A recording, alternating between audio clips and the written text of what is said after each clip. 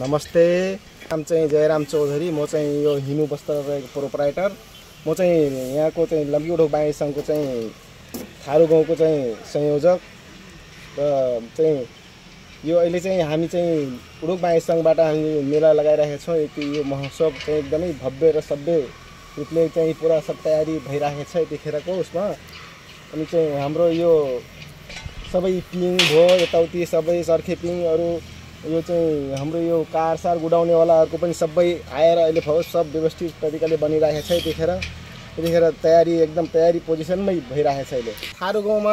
अहिले यो पालिको पहिलाको भन्दा पनि अझ एकदम व्यवस्थित तरिकाले चाहिँ थारू गाउँमा चाहिँ एकदम चाहिँ हुने हो। अनि चाहिँ नाचगानको पनि अलिकति त्यहाँ पनि अलि आफ्नो सांस्कृतिक झल्काउने गरिकन चाहिँ त्यहाँ नाचगान पनि हुने हो। अनि चाहिँ खाने परिकारहरू त्यहाँ चाहिँ हाम्रो चाहिँ आफ्नो थारू पराङ जुन छ चलन पहिलाको जुन चाहिँ घुङ्गी भयो, अनि चाहिँ के अरे जङ्गता भयो, अनि चाहिँ कोही मुसा पनि ल्याउँछन्, कोही चाहिँ अलि चाहिँ मुर्गा लोकल मुर्गाको मासु, अनि चाहिँ के बनाएर त्यहाँ परिकारहरू सबै यो बुङ्गुरको मासुको परिकारहरू बनाएर सबै सजाएर राखेको हुन्छ। त्यहाँ चाहिँ सबै पुरानो हाम्रो चाहिँ चलिआएको हाम्रो थारूहरूको चाहिँ परिकारहरू चाहिँ त्यहाँ चाहिँ जाँडको झोल भयो, अनि सबै यस्तो अरू खाना पनि त्यहाँ चाहिँ एकदमै राम्रोसँग एकदम ढुक्क तरिकाले खाना पाइन्छ। अनि यहाँ चाहिँ हामीले चाहिँ थारू संस्कृति झल्किने गरिकन थारू कलाकारहरू ल्याएर त्यहाँ चाहिँ नाचगान राम्रोसँग एकदमै रमाइलो हुन्छ। अनि चाहिँ पुरानो